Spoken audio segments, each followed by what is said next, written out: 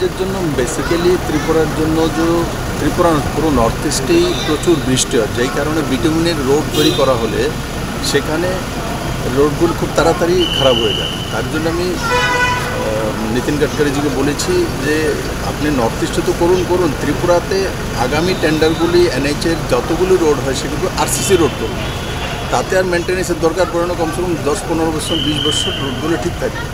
তো উনি বলে দিয়েছেন একটা কমিটি করে যে কোয়ালিটি যে কাজগুলো হয়েছে ত্রিপুরাতে সেগুলো দেখার জন্য, সেগুলো চেক করার জন্য অ্যান্ড টিম পাঠানোর জন্য, আর এখানে আগামী টেন্ডারগুলো যাতে আরসিসি রোড হয় তার জন্য নির্দেশ করেছেন। দ্বিতীয়ত লাইট হাউসটা অনেকদিন যাবৎ পেন্ডিং আছে, করোনার সময় পেন্ডিং হয়ে গেছে, কারণ লাইট হাউসের জায়গাটা আমাদের নিচু ছিল, তার মধ্যে পাইলিংয়ে প্রচুর টাকা খরচ হয়ে গেছে। তার জন্য আমি মনোহরলাল সেক্রেটারিকে বলেছি বলে আপনি এক্সট্রা টাকা দিয়ে দিন, কিন্তু সেটা একটা এক্সট্রা টাকা দিতে গেলে সেটা একটা লিগ্যাল সেকশানে গিয়েছে।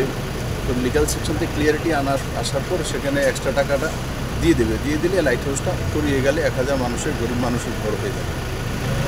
তো এগুলো নিয়ে স্বাভাবিকতা ত্রিপুরা ডেভেলপমেন্টের জন্য যা করতে পারি সেটা আমি করার চেষ্টা করব। Thank you.